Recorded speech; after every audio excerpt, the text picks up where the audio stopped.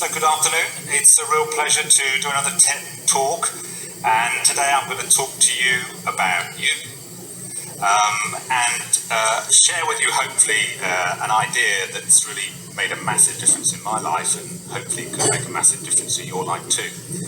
Now, I've spent my life really studying human beings. So when I was a kid, I was the youngest of four, so I spent a lot of time just watching my brothers and sisters and seeing the mess and the challenge that they got into and trying to clock how I avoided that.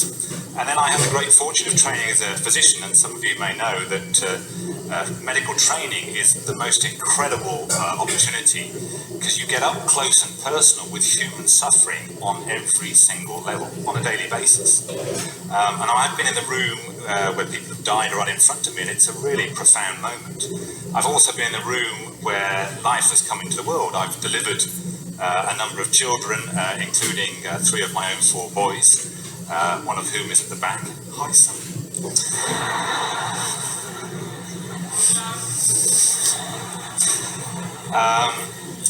So medical training, a fantastic experience. I became a researcher, initially an immunologist, and studied right down to the nano detail of how our white blood cells roll along the inside of our blood vessels and with really clever adhesion molecules stick and kind of squeeze out between the endothelial cells and fight infection, more recently as a neuroscientist. So right down at the nano level, and also at a much bigger scale. I've had the good fortune of working with CEOs and leaders around the world in some of our biggest companies and multinationals, looking at the hidden social dynamics and the networks that exist that determine whether a company succeeds or fails.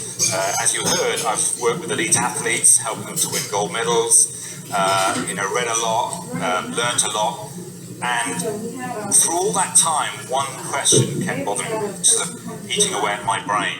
And that question was, if you could teach yourself, your children, or anybody, one thing, what would it be?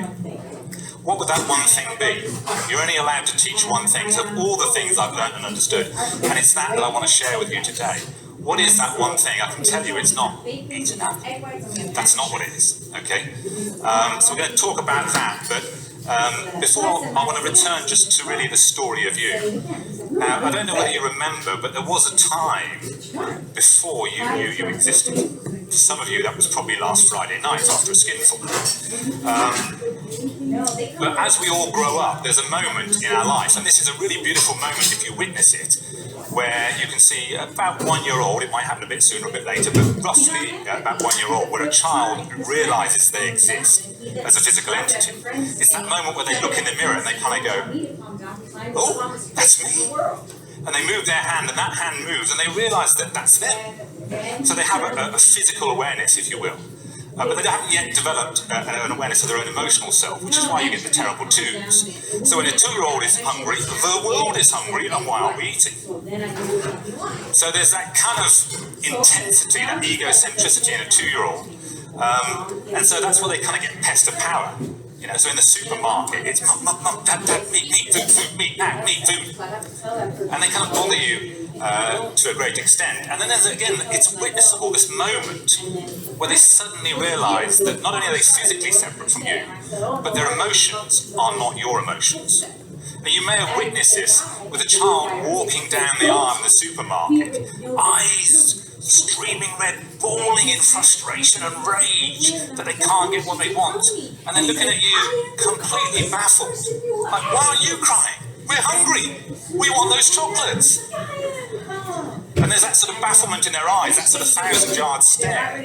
And that's the emergence of the awareness of the emotional self separate from the parent or the caregiver. So that's the sort of second level up, but it's not until they get to sort of 3 to 6 years old that they get into something